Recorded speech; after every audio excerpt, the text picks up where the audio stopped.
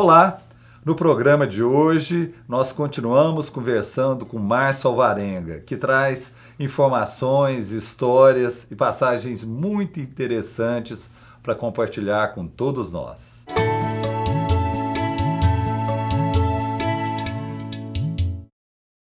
Márcio, e a sua vinda para Uberlândia? Então, esse grupo ao qual eu estava ligado comprou uma rádio aqui em Uberlândia, que era a Rádio Difusora, do saudoso Geraldo Ladeira.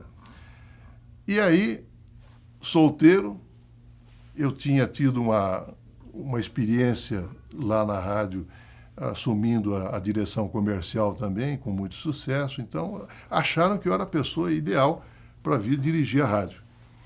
E recebi o convite e automaticamente um grande desafio na minha carreira, porque eu pela primeira vez eu tinha a perspectiva de dirigir uma rádio sob todos os aspectos. Eu tinha tido a oportunidade de dirigir na parte de esportes. Agora não, agora seria o conjunto. Só que eu peguei um autêntico rabo de foguete, porque a radiodifusora, na época, ela estava, inclusive, para ser declarada perempta junto ao Dentel, porque ela não tinha o enquadramento básico dentro da legislação e o local onde ela estava alojada era incompatível. Então, eu tive muita dificuldade, inclusive, na época, também recorri ao diretor do Dentel, que era de Uberlândia, o Cleiton, e ele foi até compreensivo com relação aos prazos que me foram concedidos para mudar a rádio de local. Mas e depois da difusora? Então, depois da difusora, eu tive a oportunidade de atuar em televisão. Eu nunca havia trabalhado em televisão, também foi um desafio interessante na TV Paranaíba. Tive a oportunidade também de fazer diariamente um programa ao vivo de 1 hora de entrevistas. Então, sei valorizar perfeitamente esse trabalho que você tem aqui, porque não é fácil, né? É um grande desafio. E para mim foi uma oportunidade muito interessante, porque a televisão era um veículo totalmente desconhecido para mim, né?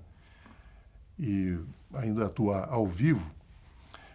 E eu me lembro que eu tive, o programa que eu fazia junto com o saudoso Joel Cupertino. E o Elcio Laranjo, que era o âncora. Você estava bem acompanhado. Então tinha o Laranjo, que era o âncora, e nós fazíamos as entrevistas. Me lembro, Celso, que um dos convidados foi o ex-governador do Paraná, na época, Roberto Requião. Ele havia vencido a eleição para o governo do Paraná e estava fazendo uma turnê e passou por Uberlândia, então ele foi até o nosso programa.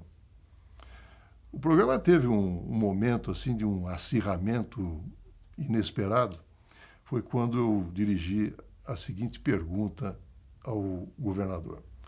Governador, considerando que essa campanha na qual o senhor enfrentou o Zé Carlos Martinez, uma campanha de grande acirramento, considerando que a sua vantagem foi bastante pequena e considerando principalmente a sua criatividade ao longo da campanha de criar um personagem fictício, o Ferreirinha, que era um pistoleiro contratado pelo seu oponente, eu pergunto ao senhor, como é que o senhor sentiu com isso? Bom, depois dessa pergunta, ele virou um leão em cena. E aí se destemperou por completo. Tanto é que, pela primeira vez, eu tive que me impor perante o entrevistado de uma forma mais veemente, me dirigir aos espectadores, dizendo, vocês estão percebendo, o governador está profundamente alterado. Eu vou chamar o intervalo e, se ele se restabelecer, volta, senão não volta mais. Aí a coisa se acalmou e tal, e a gente teve condição de continuar a entrevista. E o mais interessante, Celso, é que 5 anos mais tarde, eu fui entrevistá-lo novamente em Brasília, ele na condição de senador e relator da CPI do Orçamento. Quando eu entrei no gabinete dele, ele olhou assim e falou assim: você é de Uberlândia. Rapaz, tive o arranca-rabo com cabra lá uma vez. Ele falou: o cabra sou eu. E como que era fazer dobradinha com o Joel? Olha, foi uma experiência também muito interessante, porque o Joel também não tinha nenhuma experiência em televisão, né? Mas o Joel era dotado de um humor, de uma presença de espírito verdadeiramente fantástica. Tanto é que, nas entrevistas, ele era o responsável pelo momento de descontração, né? E como que é achar pauta para um programa diário durante 27 anos? Você tem que matar rigorosamente um leão por dia. E tem gente que acha que não é leão que você mata, né? Então, eu praticamente, Celso, eu faço tudo sozinho, né? Então, você se desdobra às vezes. E eu realmente, de uns 2 anos para cá, eu passei a contar com assessoria, um estagiário que me ajuda. Mas antes, uns 25 anos, nas bodas de prata, eu comemorei literalmente sozinho, fazendo praticamente tudo. E confesso que no início, o formato do programa era completamente diferente do que é hoje, porque a partir de 2000 eu passei a introduzir a figura de colaboradores, a quem eu valorizo tremendamente e que valorizam muito o programa, né? São professores da universidade, são profissionais de distintas áreas que comandam quadros diários dentro do programa, o que contribui para oferecer uma dinâmica maior, porque talvez se eu tivesse mantido o mesmo formato inicial, de uma entrevista ou 2 por dia, apenas eu conduzindo a entrevista, talvez eu tivesse cansado muito os meus ouvintes e talvez eles não tivessem mais me prestigiando da forma como prestigiam hoje. Mas confesso também que tive momentos assim de grande satisfação, principalmente pela oportunidade que tive de promover o primeiro debate com todos os candidatos a prefeito de Uberlândia, em 88, e também o primeiro debate na história da universidade entre os candidatos a reitor, né?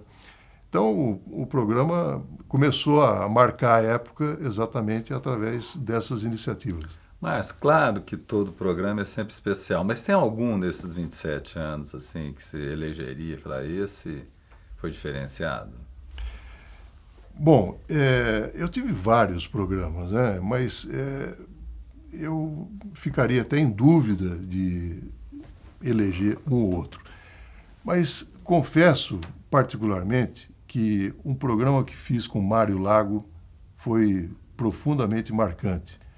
O Mário Lago era uma figura cativante, né? Ele veio a Uberlândia para uma apresentação e eu não me contive em fazer apenas o programa da rádio. Eu também o levei para o programa que eu mantinha na TV Paranaíba. Então, fiz com ele também um programa na televisão. Então, foi um programa muito rico. Mas, indubitavelmente, o programa mais marcante que eu fiz foi com o deputado Ulisses Guimarães. Foi a sua última entrevista. Ulisses Guimarães foi uma entrevista interessante também e eu logo depois, uns 3, 4 dias depois, recebi um telegrama dele, que guardo com muito carinho, onde ele me agradece a oportunidade de ter falado muitas coisas que ele nunca teve a oportunidade em outras entrevistas.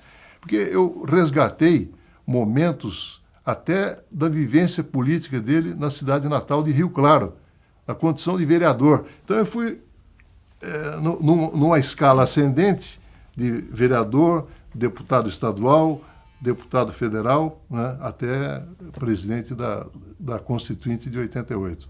Bem, por hoje nós vamos ficando por aqui, mas ainda tem a terceira parte da nossa conversa com Márcio Alvarenga. Até lá!